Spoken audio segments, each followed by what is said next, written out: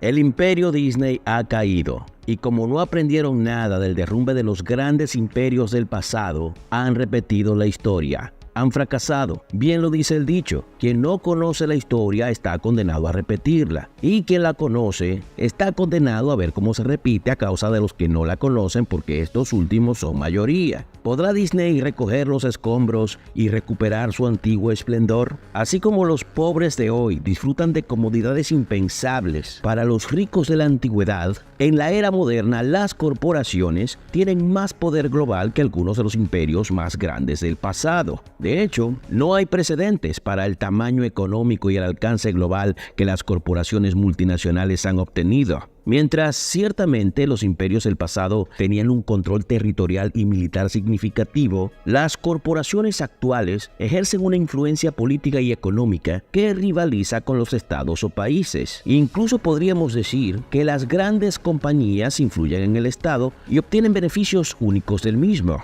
Operan en todo el mundo, tienen cadenas de suministros masivas, venden productos globalmente y moldean las políticas internacionales según sus intereses. En términos de ingresos, muchas corporaciones están a la par de las grandes economías del mundo. Por ejemplo, se dice que Walmart supera en ingresos a países desarrollados como España y Australia. Y Disney ha sido sin duda una de las corporaciones más influyentes en la industria del entretenimiento y más allá, mucho más allá. Hablamos de un imperio mediático que se elevó tanto que su último destino no podría ser otro que el colapso. Pero vamos por partes.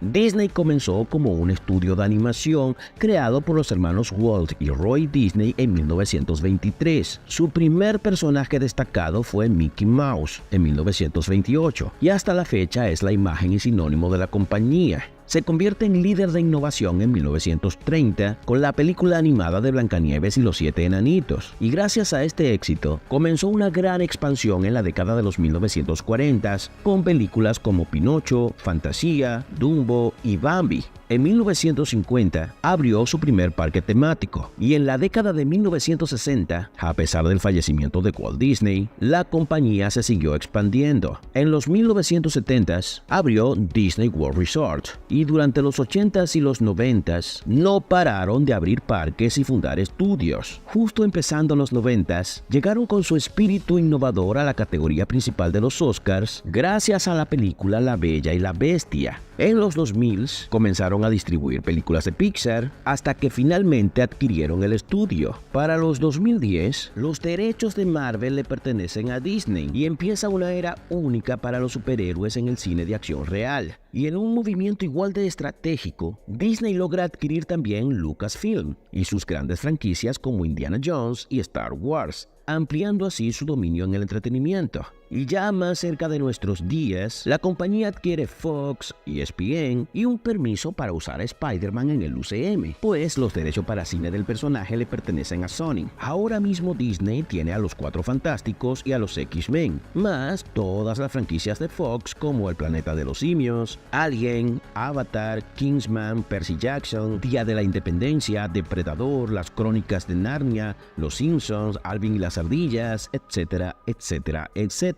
Claramente estoy dejando por fuera mucho de lo que Disney ha adquirido, pero con este resumen podemos ver el enorme crecimiento de un imperio justo antes de su gran caída. Hoy la compañía tiene 100 años y es hasta triste que un número tan grande se haya topado con la peor versión de Mickey Mouse. Entiéndase Mickey Mouse como un sinónimo de Disney. Pero, ¿cómo una entidad tan poderosa se está derrumbando tan rápidamente ante nuestros ojos? Recordemos que Disney no solo conquista compañías y franquicias, sino que de hecho ha moldeado parte de la cultura popular. Varias generaciones fueron marcadas por sus clásicos animados, y estos a su vez han influido en la forma en que vemos los cuentos de hadas. No conforme con eso, tienen un equipo de cabildeo en Washington DC para influir en las políticas que afectan la industria del entretenimiento. Además, Disney mantiene buenas relaciones políticas que le permiten influir en decisiones que beneficien a la empresa. Son un atractivo turístico a la vez que mueven la economía con sus producciones cinematográficas y son también una gran firma de abogados. Parece imposible que algo así se pueda caer a pedazos, pero tal parece que está sucediendo.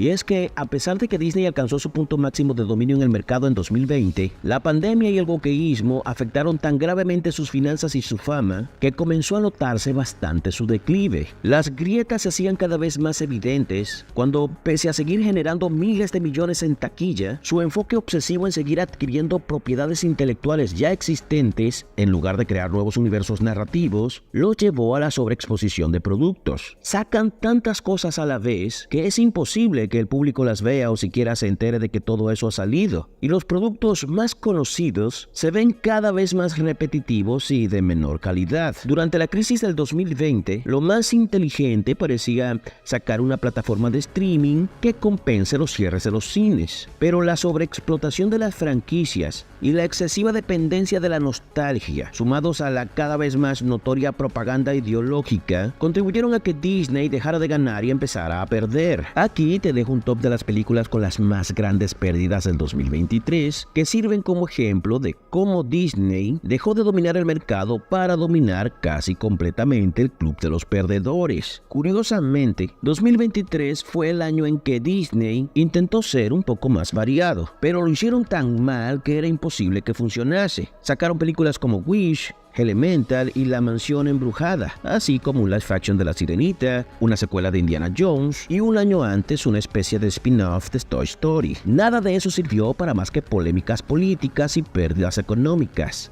Por lo que proponer cosas nuevas tampoco es suficiente si no se hace bien y se abandona todo el lastre ideológico con el que llevan tiempo cargando.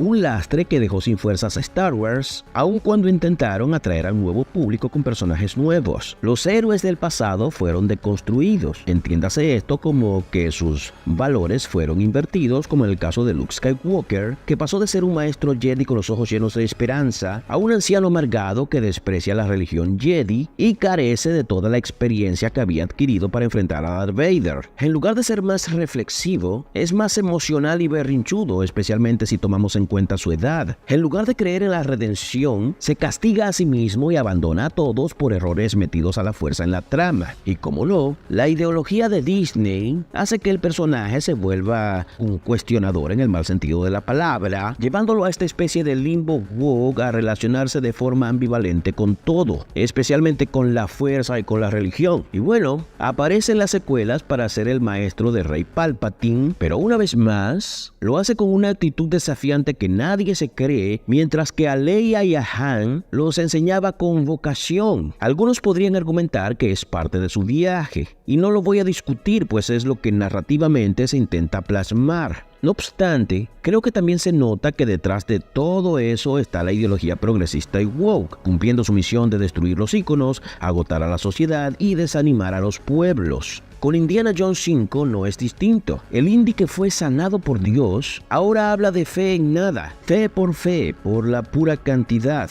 El mismo mensaje gastado del progresismo en el Hollywood reciente. Y al igual que Luke, se volvió un completo amargado que debe lidiar con el self-insert de Kathleen Kennedy de turno, al tiempo que intentan infructuosamente llegar a los fans por medio de la nostalgia. Y de Willow ni hablemos. La cosa estuvo tan mal que Disney Plus sacó la serie de su catálogo, despertando la ira de algún guionista. Los documentales y reportajes sobre Marvel también fueron removidos, pues no valen el precio de mantenerlos en la plataforma. Por otro lado, Marvel llegó a su punto más alto con Avengers Endgame, y se esperaba que la nueva época fuera incluso mejor. Sin embargo, todo fue en picada y las siguientes fases son incluso peores que Daredevil y Elektra de los años 2000.